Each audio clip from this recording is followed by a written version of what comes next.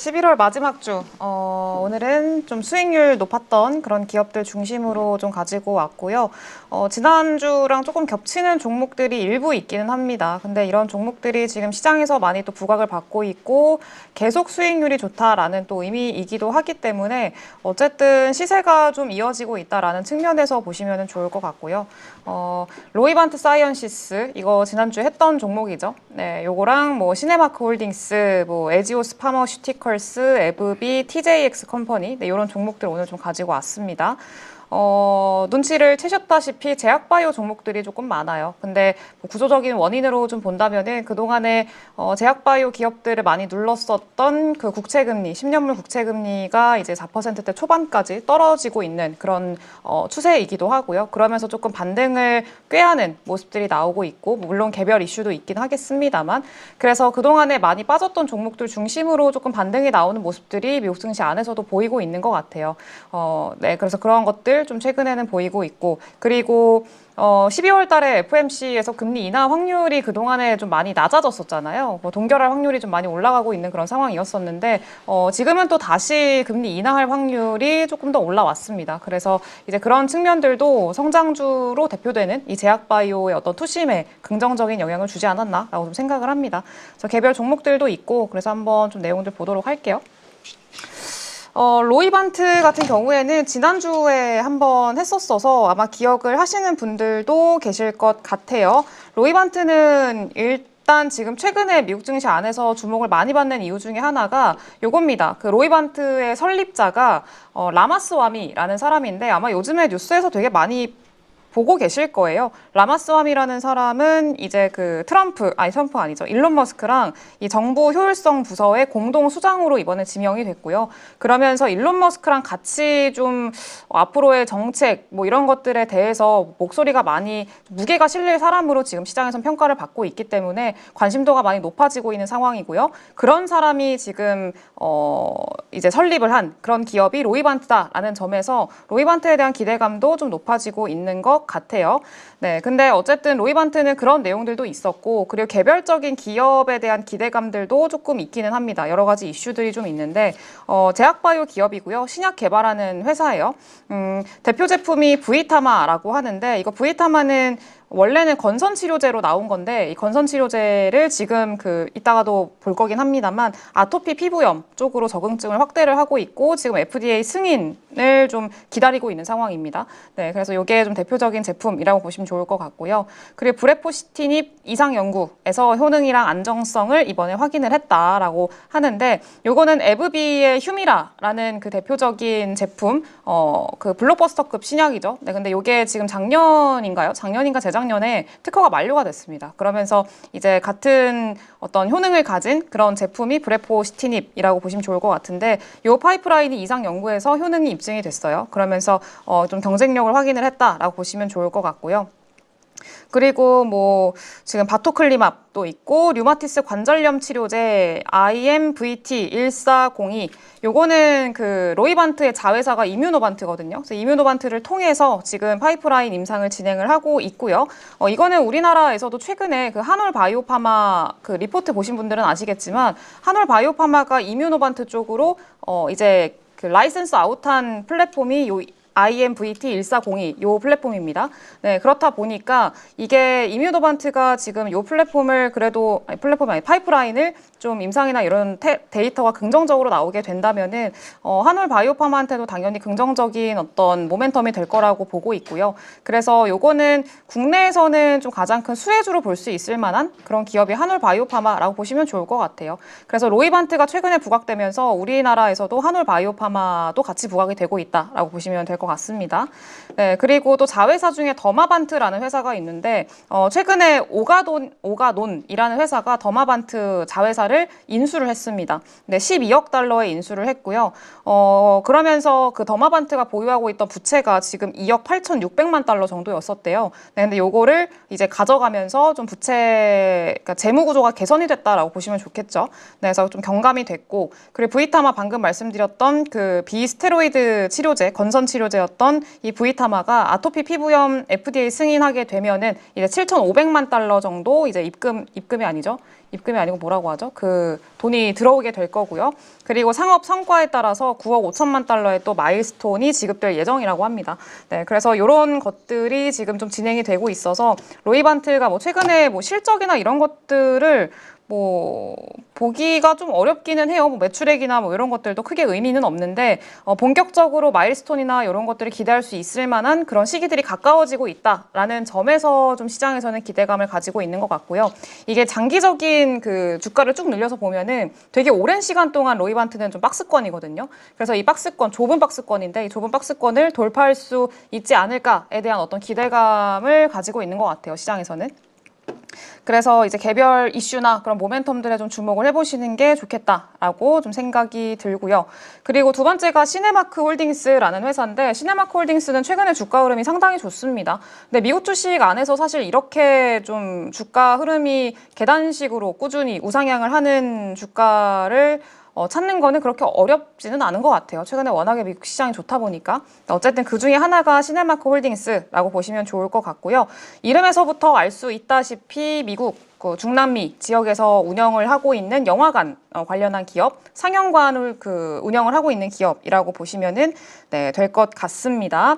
근데 이렇게 주가가 잘 올랐던 이유 중에 하나는요. 3분기 매출이랑 순이익이 너무너무 좋았어요. 사상 최고 매출이랑 순이익을 기록을 했다라고 얘기를 하고 있고요. 그러면서 꾸준히 주가 좀 탄력적으로 상승이 나오고 있고, 이제 코로나 끝나고 나서 좀 상영관 수요 자체가 회복이 되고 있다. 그러니까 이 기업에 한해서는 수요가 회복이 되고 있다라는 그런 데이터들이 좀 나오고 있어요. 네, 그래서 그런 것들이 긍정적으로 영향을 줬고, 어쨌든 주가가 잘 가기 위해서는 이 시네마크 홀딩스나 뭐 상영관 다른 기업들, 그러니까 경쟁사로 뭐 AMC 엔터라던가 리갈 시네마 이런 기업들이 대표적이거든요. 이런 세 개 기업이 지금 딱 경쟁사로 자리를 잡고 있는데 어쨌든 이 기업들의 주가가 잘 가고 실적에 대한 기대감을 갖기 위해서는 흥행작이 나와야 됩니다. 뭐 영화관에 사람들이 가서 어쨌든 영화를 봐야지만 돈을 벌 수가 있는 구조잖아요. 그렇기 때문에 흥행작이 나와야 되는데 지금 긍정적인 거는 모아나 2, 위키드 그리고 글래디에이터 2 네, 요런 그 영화들이 이번에 미국이 추수감사절이었잖아요. 땡스 기빙데이였었는데 그때 주말 껴가지고 박스오피스 3관왕 달성을 했고요. 특히나 모아나 2 같은 경우에는 추수감사절에 뭐 거의 역대급 3순위 안에 들 정도의 어떤 수익이 발생을 했다라는 그런 내용들 좀 보도가 되고 있습니다. 그래서 그런 것들도 좀 투심적으로는 긍정적인 영향을 주지 않았나 4분기에 대한 실적에 대한 기대감을 갖게 하는 그런 요인들로 좀 작용을 하고 있지 않나라고 좀 생각을 할 수가 있을 것 같고요. 그리고 경쟁사가 AMC 엔터랑 리갈 시네마, 시네마크 이렇게 세 개가 있다라고 말씀을 드렸는데 규모만 따져보면은 AMC가 제일 큽니다. AMC가 시네마크에 비해서 한 2배 정도 이상의 그 스크린을 가지고 있고요. 그리고 그 다음이 시네마크, 2등이 시네마크고 그 다음이 리갈 시네마입니다. 그래서 이제 AMC가 가장 좀 최대 기업이라고 보시면 좋을 것 같고 그 뒤를 따라가고 있는 게 시네마크, 그 다음이 리갈. 근데 시네마크는 좀 효율성 있게 좀 운영을 잘 하고 있는 상황이고 매출도 잘 내고 있어서 그런 것들이 지금 시장에서는 좋게 보고 있는 것 같아요. 그리고 이 세 개 대형 극장 체인들이 모여가지고 이번에 미국하고 캐나다 쪽의 극장 업그레이드를 위해서 앞으로 3년 동안에 22억 달러 이상 같이 좀 투자를 하겠다라고 최근에 발표를 했습니다. 이게 우리나라도 그렇기는 한데 영화관들이 그냥 아무래도 그 OTT, 넷플릭스 이쪽이랑 자꾸 경쟁을 하고 있는 상황이다 보니까 어떻게든 영화관, 그리고 상영관을 더 업그레이드 시키고 더 다른 어떤 고객들의 경험 이런 것들을 만들어주려고 노력을 하고 있는 것 같아요. 그래서 뭐 새로운 것들을 자꾸 시도를 하고 극장의 어떤 컨디션을 자꾸 업그레이드를 시키려고 하고 이런 상황인데 어쨌든 OTT와의 어떤 경쟁이 지금은 가장 큰 리스크로 좀 부각을 받고 있는 상황이고요. 그래서 이런 실질적인 데이터 자체는 지속적으로 확인을 해야 될 것 같고 그리고 역시나 마찬가지로 영화관, 극장에 개봉하는 이런 흥행작 이런 것들의 탄생 여부가 상당히 중요할 것 같다라고 생각을 합니다.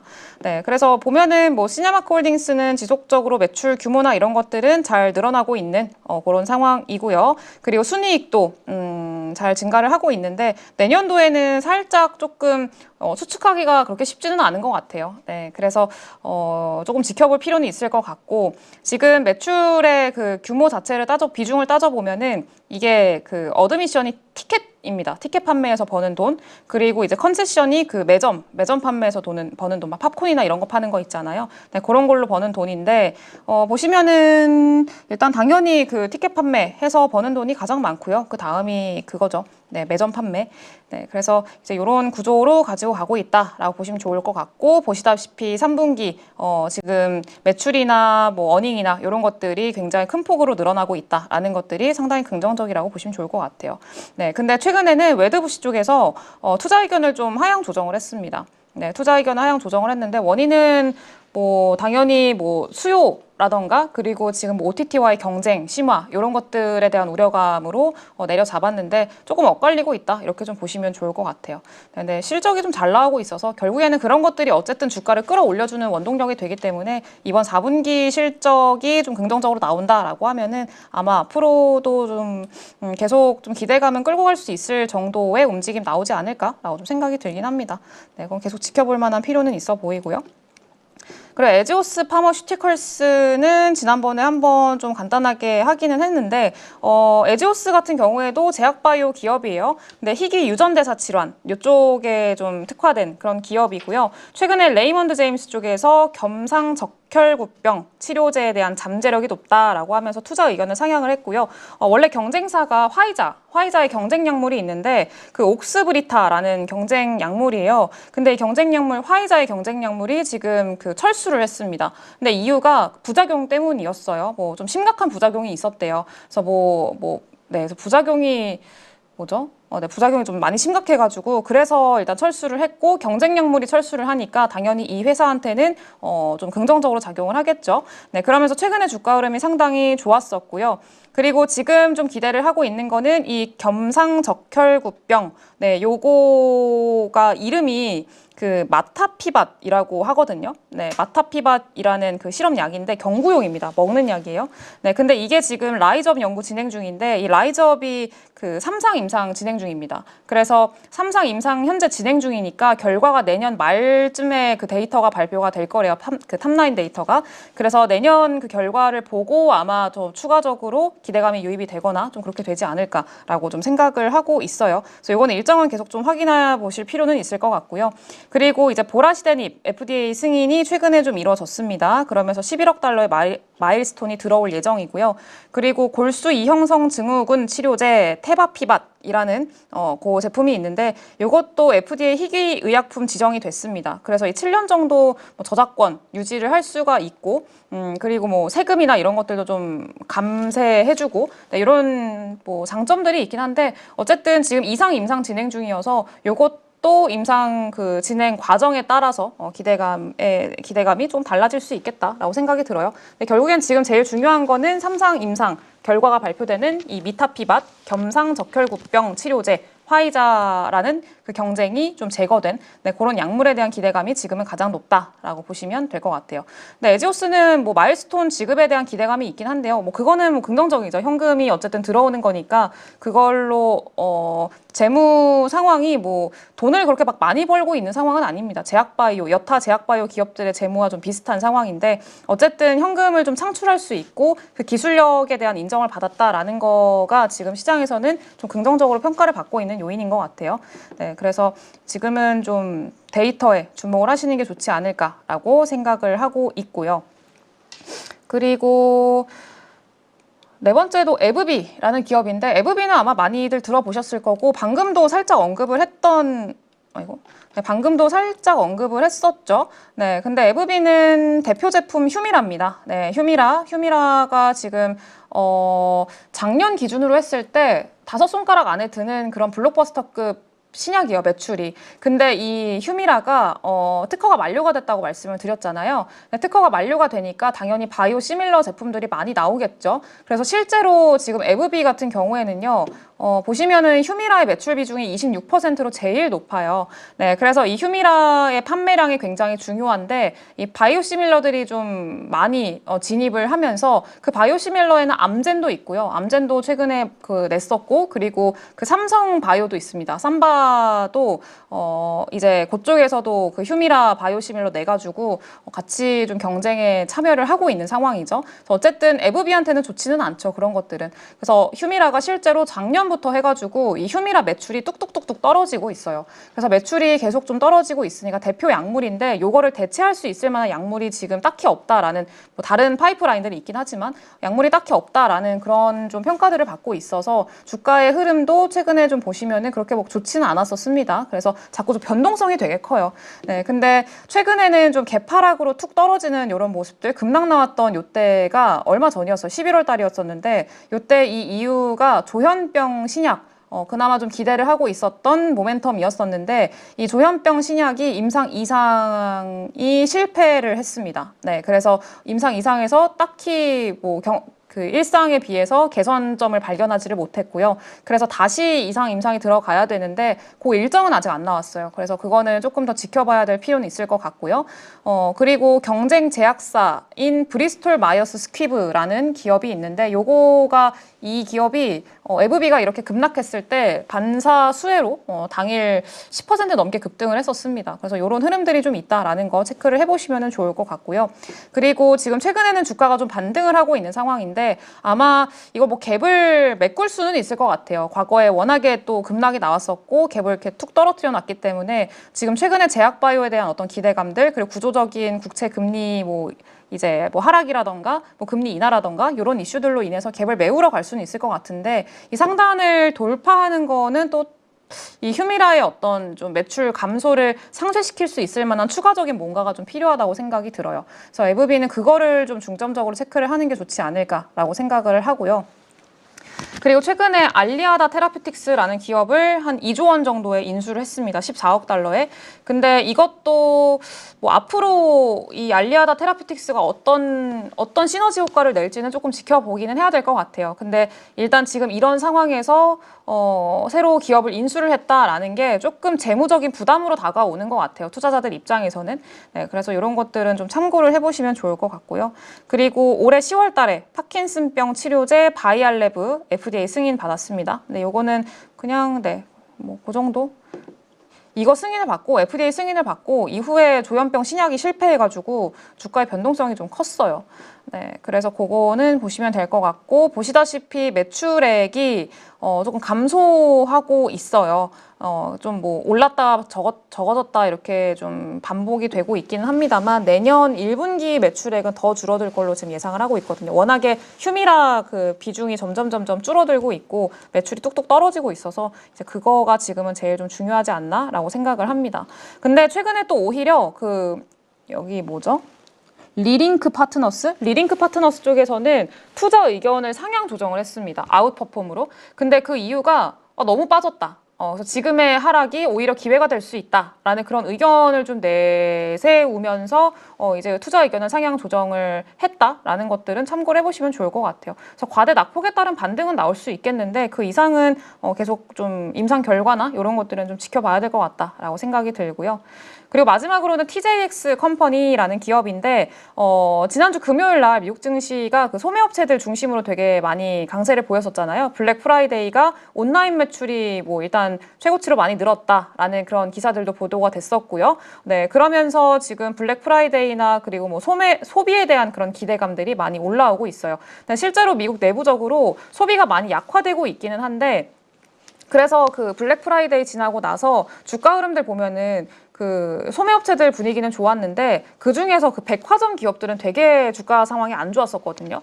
근데 결국에는 미국 안에서도 가성비라는 그 트렌드가 여전히 지속이 되고 있고 저렴한 제품에 대한 수요가 여전히 강하다라는 것들을 보여주는 그런 흐름이었다라고 좀 생각이 들고요. 그리고 데이터도 좀 그렇게 나오기도 해요. 그래서 수요가 좀 죽고 있고 소비가 그렇게 이전만큼 강하지는 않지만 그래도 결국에는 가성비가 있고 저렴하게 판매를 하는 어떤 물품들에 대한 수요는 여전히 살아있다. 소비 여력은 살아있다를 좀 체크를 할 수 있는, 확인을 할 수 있는 그런 일정이라고 하긴 좀 그렇고 그런 상황인 것 같다라고 좀 생각이 들어요. 근데 TJX 컴퍼니가 어떤 기업이냐면 그 오프 프라이스 소매업체입니다. 근데 오프 프라이스라는 게 어쨌든 정가보다 그 엄청 할인을 막 이렇게 때려가지고 상품을 판매하는 그런 비즈니스 모델이라고 좀 생각을 하시면 될 것 같아요. 그래서 뭐 의류나 신발이나 가구나 뭐 액세서리나 이런 뭐 다양한 제품들, 다양한 상품들 그런 것들을 다 대상으로 해가지고 가격을 좀 인하해서 파는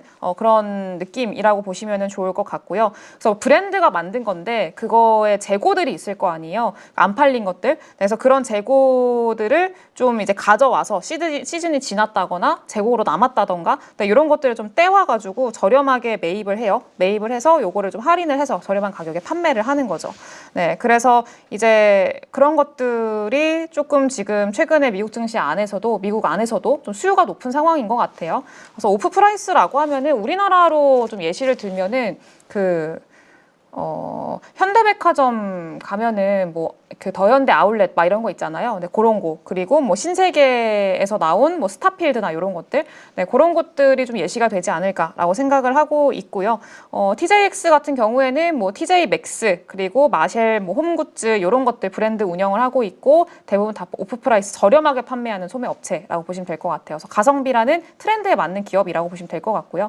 그리고 3분기 실적이 좋았습니다. 3분기 실적이 잘 나와서 연간 이익 전망치 가이던스를 좀 상향 조정하는 그런 흐름들 나왔고요. 그러면서 최근에 주가 흐름 상당히 좋은 것도 확인이 되시죠. 단기적으로는 조금 시세 탄력이 좀 붙었었기 때문에 좀 쉬어가는 구간이 좀 있긴 할 것 같아요. 특히 불프나 그리고 뭐 이번에 사이버 먼데이도 있는데 사이버 먼데이 결과에 따라서 뭐 추가적인 상승이 나올 수는 있겠습니다만 또 빠르게 오른 만큼 또 쉬어갈 가능성도 배제를 할 수는 없겠죠. 네, 그래서 쉬어가는 구간을 차라리 좀 접근을 하시는 게 좋지 않을까라고 생각을 하고요. 그리고 TJX 컴퍼니가 이번에 유럽에서 매출이 좀 많이 늘었대요. 네, 그래서 유럽 매출이 7% 증가하면서 실적 향상에 기여를 했다라고 하고 있고요. 그래서 스페인으로 추가적으로 진출할 계획을 좀 갖고 있다고 합니다. 아직 구체화되진 않았고요. 그리고 신규 매장도 1,300개 정도 오픈 계획이 있다라고 이번에 발표를 했습니다. 네, 그래서 지금 TJX가 뭐 매출 비중이나 이런 거 보면은 마막스 이런 것들 그리고 뭐 네, 그래서 의류나 이쪽들 그리고 뭐 홈패션 뭐 이런 것들 뭐 액세서리 이런 것들 뭐 전반적으로 매출 구성이 좀 다양하게 구성이 돼 있어요. 네, 그리고 지금 연간 매출이나 이런 것들도 꾸준히 증가를 합니다. 내년 매출도 그래도 좀 성장을 할 걸로 기대를 하고 있고 내후년 매출도 성장을 할 걸로 기대를 하고 있고요. 순이익도 올해 순이익이 좀 증가율이 높은데 내년이나 내후년 같은 경우에도 순이익은 여전히 좀 이어갈 걸로 예상을 하고 있는 것 같아요. 전망을 좀 하고 있는 것 같아요. 그러면서 뭐 ROE 증가율이나 이런 것들도 안정적으로 증가를 하고 있다라는 것들 좀 긍정적으로 볼 수가 있을 것 같습니다. 네, 그래서 요거는 어쨌든 미국의 소비와 좀 밀접한 연관이 돼 있기 때문에 미국의 소비 여력을 좀 확인하는 게 중요할 거라고 생각을 하고 있고요. 지금 뭐 소비 관련한 어떤 데이터들 계속 발표가 되고 있고 뭐 미국의 소비 체력은 여전히 좋다라는 것들은 확인이 되고 있어요. 네, 그래서 이제 그런 것들을 지속적으로 체크를 하면서 이런 소매 업체들은 접근을 하시는 게 좋지 않을까 생각을 하고 최근에 많이 다뤘던 종목들 중에서 그 소매 업체들이 되게 많거든요. 그래서 최근에 뭐 그 아마존도 다뤘었고 뭐 윌리엄스나 이런 기업들도 많이 다뤘었잖아요. 대부분의 공통점이 어쨌든 연말 쇼핑 시즌을 타깃으로 해서 기대감이 몰리면서 상승이 나오고 있는 그런 상황이기 때문에 그런 소매 기업들 같은 경우에 지금 뭔가 접근을 지금 구간에서 빨리 올랐을 때 접근을 하시는 거는 그렇게 크게 뭐 메리트는 많지는 않다라고 생각을 하고 있고요. 그런 기업들 같은 경우에는 일단 연말 기대감으로 잠깐 좀 치고 빠지던가 아니면은 내년에 오히려 상반기 요럴 때 있죠. 좀 주가의 어떤 좀 뭐라고 해야 될까요? 조정이라고 하긴 그렇고 좀 쉬어가는 구간들, 네, 그런 구간들이 있을 때 접근을 하시는 게 차라리 오히려 좋지 않을까라고 좀 생각을 합니다. 그래서 이거는 좀 참고를 해보시면 좋을 것 같아요. 그래서 오늘은 바이오 기업들 그리고 영화관 그리고 소매 업체들까지 좀 다뤄봤었는데 관련해서 뭐 도움이 되셨으면 좋겠고요. 뭐 괜찮은 기업인 것 같다라고 하시면 추가적으로 이제 좀 이렇게 공부도 해보시고 그러면서 투자를 하시는 게 좋지 않을까 싶어요.